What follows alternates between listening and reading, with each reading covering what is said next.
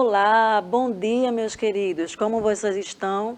Eu espero que vocês estejam muito bem. Estou muito feliz em estar mais uma vez aqui, sabendo que só tem sentido eu estar aqui porque vocês estão aí.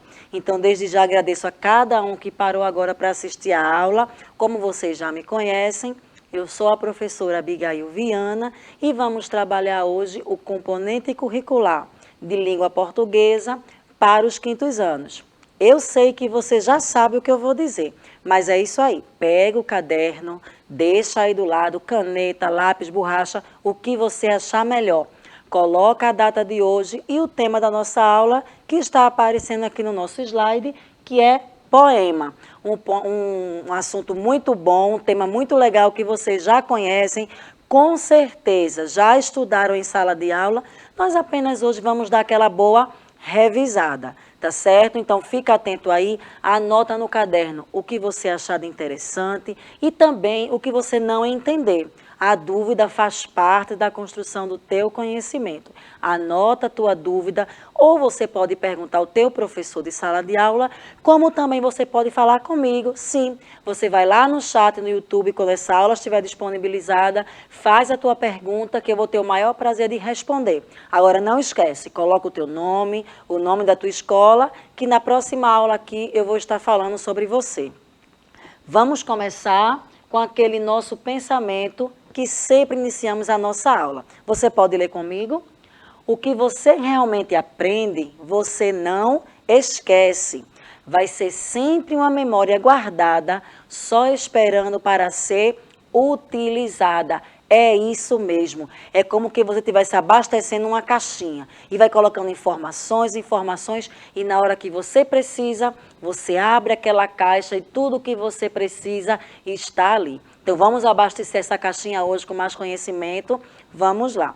Como eu disse a vocês, o tema da nossa aula de hoje é poema. Vamos lembrar o que é um poema, quais as características desse poema e vamos ler também alguns poemas. Vamos lá, combinado?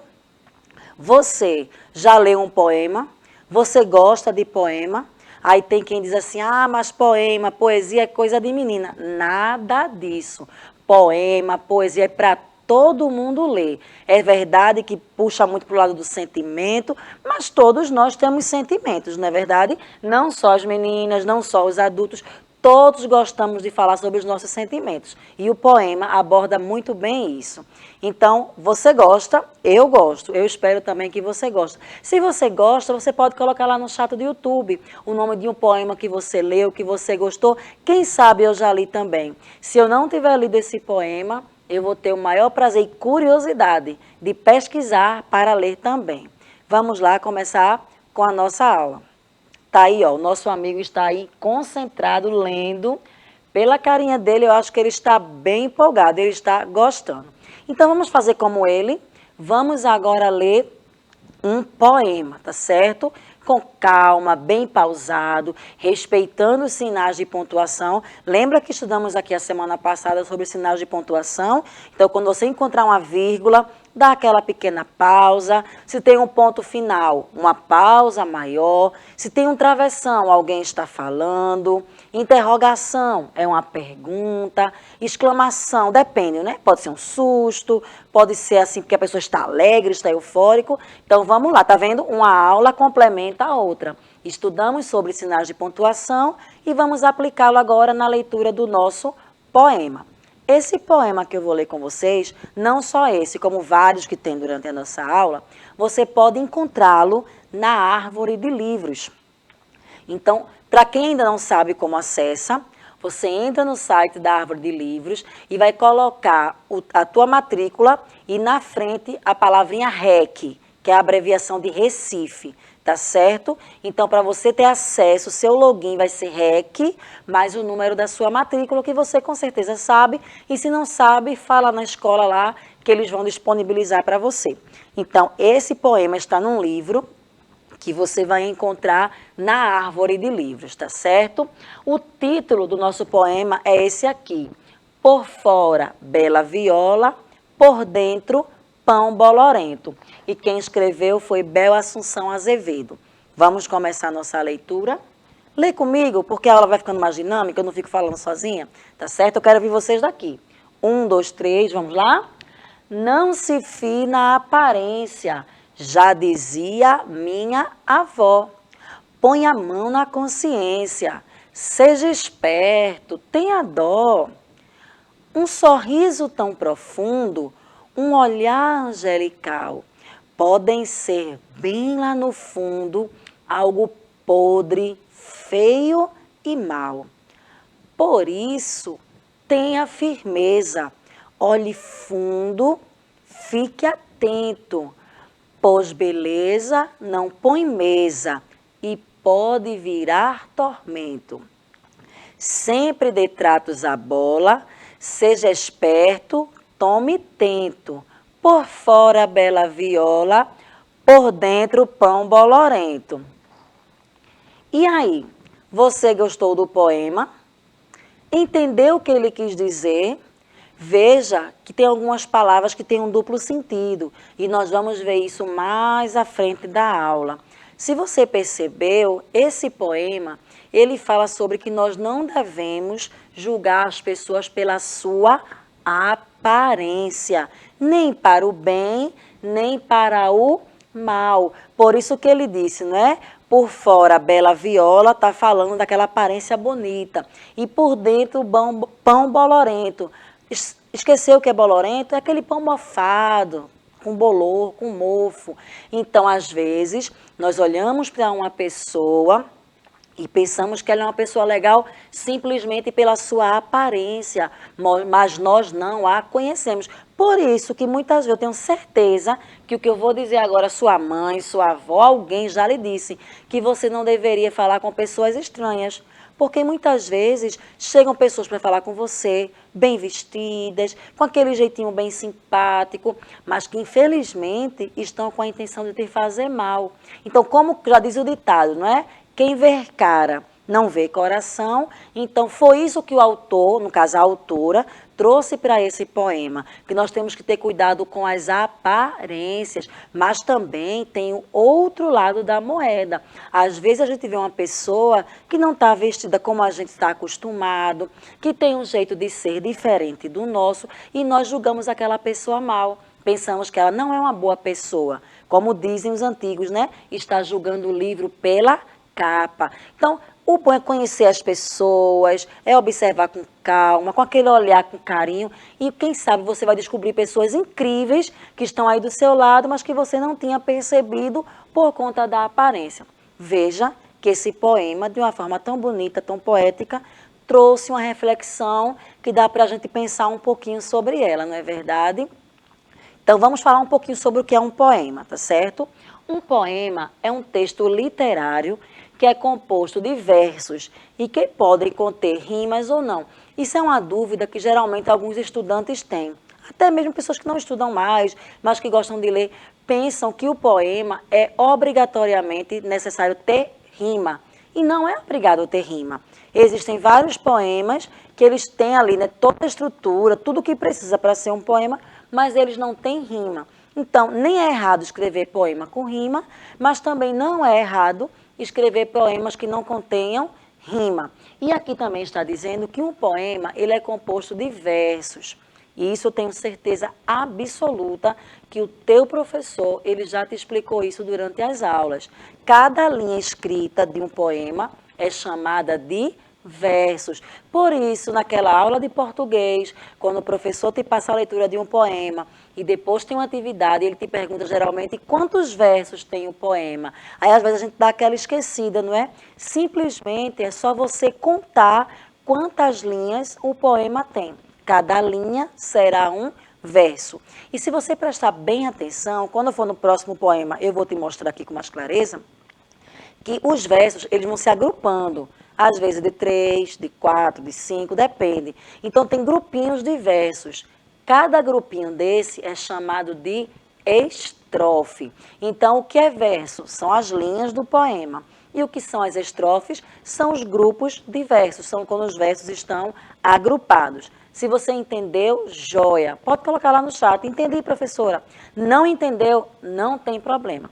Você coloca lá a tua dúvida, que na próxima aula de português eu te prometo que eu tiro a tua dúvida aqui, sem problema nenhum. E não é para ficar com vergonha quando não entende, tá certo? O processo da aprendizagem é assim, tem hora que a gente entende rápido, às vezes precisa estudar mais um pouquinho, o importante é chegar lá. Mesmo que demore mais um pouquinho, mas se você conseguir, é isso que importa. Vamos continuar para a nossa aula. Aqui, ó. Assim, diferente da prosa escrita em texto corrido, o poema é escrito em versos, olha o que eu falei, que se agrupam em estrofes. Então, isso aí não precisa nem mais eu comentar, né? Porque eu já falei um pouquinho no slide anterior. Os versos são as linhas e as estrofes são os versos ali que estão agrupados. Agora vamos ler outro poema. Esse outro poema também está na árvore de livros. Está no mesmo livro que eu te recomendei lá no começo da aula. Se você não conseguiu anotar, não conseguiu como ter a foto da capa, se preocupa não. Quando acabar a aula que ela for para o YouTube, você volta lá para o início, vê lá o nome do livro, a capa e vai conseguir acessar. Tá certo? Então aqui, ó, o título, você pode ler comigo, por favor? Qual o título desse poema? Quem tudo quer, tudo perde. Eu creio que você está prestando atenção, que os poemas que eu trouxe, ele tem sempre uma liçãozinha. Não é uma característica, tá certo? Não é obrigado, como a fábula, por exemplo. As fábulas, elas sempre trazem uma lição, uma moral ao fim da história. Isso não acontece com os poemas. Esse eu escolhi realmente com essa intenção, mas você vai encontrar muitos poemas que não são obrigatoriamente necessário ter uma lição. Agora sim, o poema faz a gente mexe com os nossos sentimentos, com a nossa emoção e, querendo ou não, faz a gente pensar. Então vamos lá ler. Quem tudo quer, tudo perde. Antes de eu começar a leitura, eu vou te fazer uma pergunta e gostaria que você respondesse para mim lá no chatzinho. Quantos versos tem aí nessa estrofe desse poema? Você pode me dizer, lembrando que cada linha é um verso. Então ficou fácil. Só é você contar, ó, quantos versos nós temos? Nós temos 4. E quando eu juntei esses 4, eu tenho uma estrofe. Ficou claro? Eu espero que sim. Então vamos começar a nossa leitura. Para quem nunca se contenta, nem quando está bem a vida, reclama e só se lamenta, numa aringa bem sofrida. Para aquele que deseja sempre ter mais do que tem, nunca sorri ou graceja, nunca nada lhe convém. Preste muita atenção, se não quer se dar bem mal, é bom saber de antemão, o seu fim será fatal. Preste muita atenção. Desculpa, gente. Mude agora bem depressa, antes que seja tarde, pois é quase uma promessa. Quem tudo quer, tudo perde. Então, antes da gente trabalhar as rimas, que já apareceu aí, né, no nosso slide, vamos trabalhar que o poema ele tem rimas, nesse caso aqui, e no primeiro também. Vamos falar um pouquinho sobre o texto. Você lembra do título? Você prestou atenção que tanto no primeiro poema, quanto no segundo que nós lemos, ele começa com o título, mas também o último verso dele é o título novamente. Você tinha prestado atenção nesse detalhe? Temos que estar atentos, né? Quanto mais prestamos atenção, mais detalhes a gente vai pegando e vamos aprendendo. Também não é obrigatório. Você que gosta de escrever, você que gosta de compor, você não é obrigado a começar o seu poema e terminar com a mesma frase. Mas eu achei um jogo bem legal, né? O autor, a autora aí, ela começa com o título no início e no final ela repete esse mesmo título. Então o título do poema foi Quem tudo quer, tudo perde. Você conhece alguém assim? Será que você é assim? Aquela pessoa que quanto mais tem, mais quer, que nunca está feliz. Se mamãe comprou uma sandália verde e você queria azul, se ela comprou azul, você queria verde, nunca está legal. Não é bom ser assim. Você viu aí a autora, ela tratou isso no poema, uma coisa para você ser feliz e fazer quem está ao seu redor feliz é uma palavrinha chamada gratidão. Temos que ser gratos por tudo que temos, mesmo que a gente não tenha tudo que a gente quer, mas temos que ser felizes com o que a gente tem, porque fique certo, viu? Muitas pessoas queriam ter o que você tem e não podem ter. Às vezes você não gosta da sua casa, mas tem pessoas que nem casa têm. Você não gosta dos seus brinquedos, mas tem criança que, em vez de brincar, estão sendo obrigadas a trabalhar. Então, seja grato por aquilo que você tem. Você está estudando, você está se preparando, você vai crescer e vai conquistar muitas coisas na vida. Não vai conquistar tudo, porque ninguém tem tudo. Mas você vai conquistar sim, porque você tem condição de conquistar tudo que você se propor com dedicação e esforço. Agora vamos aqui. Você percebeu que durante a leitura, tanto do poema, do primeiro e do segundo, nós tínhamos rimas. Então, tanto o poema 1 como o poema 2, eles são compostos por rimas. E o que são rimas? Você está lembrado? Espero que sim. Se não, vamos revisar agora, tá certo? Você pode bater a foto aí da sua tela, como também você pode rever a aula mais tarde. Então vamos lá, leia comigo. A rima é um recurso estilístico muito usado em textos poéticos, sobretudo na poesia, a qual proporciona sonoridade, ritmo e musicalidade. Aí é proporcionado pela rima.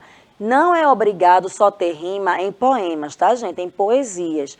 Muitos textos utilizam isso aí também. É uma liberdade que o autor tem para escrever. Mas, geralmente, como eu também falei no início da aula, o poema não é obrigado a ter rima. Mas, geralmente, nós encontramos, não é? Eu creio que no seu livro didático tem vários poemas. Ao término da aula, você pode pegar seu livro didático, dá lá aquela procurada, encontra alguns poemas e observa os que têm rima, os que não têm, tá certo? Mas aqui, ó, nós estamos vendo por que tem rima, para que serve a rima, o que é que ela proporciona? Ela proporciona sonoridade, ritmo, musicalidade àquele poema. Ela ocorre nos versos, ou seja, o que é verso, você lembra? Isso mesmo, as linhas dos poemas, e designa a repetição de sons idênticos ou semelhantes no final dos vocábulos ou das sílabas poéticas. O conjunto de versos é denominado estrofe. Aí eu sei que tem aquele aluno que é atento, que está prestando muita atenção. Aí vai dizer, professora, a senhora escreveu aí, ó, sons idênticos ou semelhantes. Idêntico e semelhante não é a mesma coisa? Não. Idêntico é igualzinho. Se termina com a letra O e com a letra U a palavra, a sua rima também vai terminar com O com U, vai ter o mesmo som. Semelhante quer dizer que é parecido. Vou te dar um exemplo bem prático, você vai entender agora a diferença entre idêntico e semelhante. Você conhece alguém que tem um irmão gêmeo? Um gêmeo idêntico? Você, será que tem algum gêmeo aí me assistindo? Se tiver, coloca nos comentários o teu nome do teu irmão, tá certo? Então, pessoas que são gêmeas idênticas, elas são totalmente iguais, certo? O pessoal se confunde na rua, às vezes troca o nome, mas você não tem irmão gêmeo, mas tem o seu irmão aí, sua irmã. E o pessoal diz assim, ah, você parece com seu irmão, você parece com seu pai, você parece com a sua mãe, então você é semelhante, você é parecido, mas você não é idêntico, não é igual. Deu para entender? Eu espero que sim, tá certo? Vamos continuar. Vamos agora mais um poema, não fica cansado. A aula de português a gente tem que estar dando aquela leitura, né? E ler é tudo, viu, gente? Que, como eu sempre digo, quem lê muito sabe escrever melhor, sabe falar melhor, leitura é tudo. Só que eu quero que vocês, mesmo estando lendo esse poema junto comigo, vocês observem e identifiquem as rimas. Se preocupa não, que eu dei uma ajudinha. Quando você olhar o slide, você vai ver, tá certo? Você pode ler para mim o título, por favor. Tá no mesmo livro lá do começo da aula, tá? Quem canta seus males, espanta. Você percebe que no título já tem rima? Quais são as palavras aí que vão rimar? A palavra canta com a palavra espanta. Percebe a sonoridade, a semelhança? Então o título é Quem canta seus males espanta. Ah, tá vendo que eu disse que ia dar uma dica para vocês? Está aqui, ó. 2 palavras com finzinho vermelho, 2 palavras com finzinho azul. São as rimas. Vamos ler e vamos prestar atenção na sonoridade dessas rimas. Para quem anda tristonho, já perdeu toda a esperança. Não sabe mais o que é um sonho, nem sabe mais ser criança. Escute aqui meu conselho, que é dado de coração. Tanto faz se em frente ao espelho, no chuveiro ou no porão. Escolha alguma canção e cante com emoção. Não faz mal desafinar, errar a letra ou o tom. Chute a tristeza para fora, desate o nó da garganta. Cante logo, sem demora. Quem canta, seus males espanta. Então, você viu aí nesse poema que nós estudamos, Quem canta seus males espanta, que em todas as estrofes nós encontramos rimas. Vamos analisá-la um pouquinho com mais calma. Vamos lá. Na primeira estrofe, eu tenho o primeiro verso que termina com a palavra tristonho. No terceiro, nós temos a palavra sonho. Veja que eu destaquei aí só as letras realmente que fazem o som, no caso aí, idêntico. É totalmente igual. Tristonho com sonho. No segundo e no quarto verso, nós temos a palavra esperança, que rima com a palavra criança. Também uma rima idêntica, são iguais. Aquele aluno que está atento àquele, sabe, que sempre pergunta, que eu adoro, já deve estar dizendo assim: ô professora, é obrigado sempre ser assim, é? O 1 rimando com 3, o 2 com 4, não. Você viu que a gente, quando leu esse poema mais à frente, na última estrofe, os versos que rimam são os 2 primeiros, o primeiro com o segundo. Então, o autor ele tem essa liberdade para escrever, tá certo? Não é obrigado ele rimar 1 com 3, 2 com 4, não, tá certo? Vamos para a próxima estrofe. Aqui, mas aqui novamente ele rimou, tá vendo? O primeiro verso, a palavra conselho, com o terceiro verso com a palavra espelho. Novamente, uma rima idêntica. E ele rimou no segundo verso coração com a palavra porão, que está no quarto verso. Veja aqui, eu falei no último, perdão, foi na penúltima estrofe, né? Ele rima canção com emoção. E observe que elas estão seguidas. É o primeiro e o segundo verso. E no terceiro e quarto verso, ele não se preocupou em rimar. É o bom de escrever, você tem liberdade para criar da forma que você achar melhor, que a sua inspiração, você está aí com ela, né? Aqui, novamente, nós temos, ó, fora rimando com demora e garganta rimando com espanta. Nessa estrofe, tristonho rimando com sonho e esperança rimando com criança. Conselho rimou com espelho, coração, companheiro. Eu estou achando que eu repeti, mas tudo bem, conhecimento nunca é demais, né, gente? E aqui, o penúltimo, canção rimando com emoção. Novamente, observe que é uma característica dessa autora, deste livro. Ela sempre termina os seus poemas repetindo seu título. Quem canta, os males espanta. E é verdade, né? Às vezes a gente tá para baixo, tá tristinho, não teve um dia lá muito legal, foi um pouquinho difícil, aí a gente começa a cantar, se inspira, dá aquela animada. É verdade, quem canta seus males espanta. Agora eu quero falar com vocês uma coisa muito interessante. Em alguns poemas, o autor, ele se utiliza do sentido figurado. Já ouviu esse termo, essa palavra, sentido figurado? Você sabe o que significa. Às vezes você está conversando com alguém, aí a pessoa diz, não, mas isso aí é em sentido figurado. E o que é sentido figurado? Não faz mal, se não sabe, pergunta, gente. Quem pergunta, aprende. Vamos aprender agora o que é o sentido figurado? Sentido figurado é aquele em que as palavras ou expressões adquirem significados que dependem do seu contexto de uso. É quando a pessoa usa uma palavra, mas o sentido mesmo está querendo dizer outra coisa. Se preocupe não que vamos ter exemplos, tá certo? Porque às vezes só explicando assim a gente não entende bem, né? Mas eu trouxe aqui alguns exemplos e você vai entender direitinho o que é um sentido figurado. Veja aqui. Na primeira frase, você pode ler comigo, por favor, ajudando aí a professora, para ela não falar sozinha. Vamos ler. Quando João chegou em casa, parecia que estava morto de fome. Todo mundo já usou essa expressão. Mãe, estou morrendo de fome. Agora me diga a verdade. Você está morrendo de verdade? Está lá já nas últimas? Não, não é? Quando você diz que está morrendo de fome, você quer dizer o quê? Que você está com muita fome. E às vezes nem está com tanta fome assim, né? Mas tudo bem, isso aí a gente vai deixando para lá. Então, quando o autor diz assim, morrendo de fome, a palavra morrendo aí, ele está falando em sentido figurado. Ele está querendo fazer aquele drama, não é? Mas ele não está morrendo. A mesma coisa aqui, ó. Ela está sentindo o peso do mundo nas costas. Isso é um pouquinho dramático, mas tudo bem, a gente entende. É quando a pessoa às vezes está com muito problema, não é? Aí está se sentindo pressionado, aí está com o peso do mundo nas costas.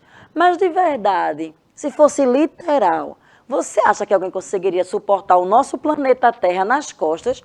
Será que um ser humano teria essa força, esse poder? Não, não é? É uma forma de falar, é uma expressão. Ele usou esse termo, mas é em sentido figurado, é uma figura. É para que a pessoa entenda o que a outra pessoa quer, a intensidade do que o outro está querendo dizer, tá certo?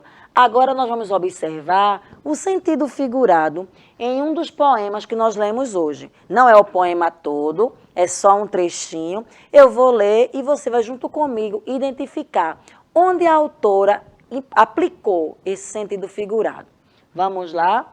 Isso aqui, ó, foi lá do primeiro poema. O poema, tá certo? Por fora, bela viola e por dentro, pão bolorento. Lembra? Foi o primeiro poema que a gente estudou hoje. Então, vamos ler aqui só essa estrofe. Vamos lá? Sempre dê tratos à bola. Seja esperto, tome tento. Por fora, bela viola. Por dentro, pão bolorento. Me responda uma coisa. A autora, quando ela escreveu isso aí, ela estava falando de uma viola, no sentido literal? Será que ela estava falando de um pão realmente mofado? Não. Nós vimos lá no início, quando a gente conversou sobre o que ela quis dizer, estava falando o quê? Da aparência das pessoas. Então, ela usou o sentido figurado da viola, né, para falar do exterior das pessoas, e falou do pão mofado, do pão bolorento, para falar do interior das pessoas, que às vezes tem aquela aparência de que é legal, mas que por dentro não são tão legais assim. Podem vir a mudar, né? Que quanto à vida é esperança. Mas, infelizmente, existem pessoas que realmente são assim. Então, veja, ela aplicou nessa estrofe aqui, nesses versos, o sentido figurado. Ela usou a figura de uma viola com a figura do pão bolorento e quis passar aí a sua mensagem, quis dar o seu recado. Vamos dar uma revisadinha naquilo que nós aprendemos hoje. Quem lembra o tema da aula? Poema, muito bem. Nós vimos que os poemas podem ser escritos com rima. Nós aprendemos que cada linha... Aprendemos não, nós lá lembramos, porque vocês já sabiam, não é? Cada linha do poema é um verso. Nós aprendemos e nós revisamos que um grupo de versos forma uma estrofe. Nós aprendemos que não é obrigatório ter rima no poema. E agora, ao final da aula, a gente aprendeu o que é sentido figurado, que é um sentido que se usa uma figura, usa uma palavra, mas que está querendo passar uma outra mensagem. Eu espero que vocês tenham gostado da nossa aula. Ela é preparada com muito carinho, exclusivamente para você. Espero você nas próximas aulas, tá certo? Forte abraço e até a próxima.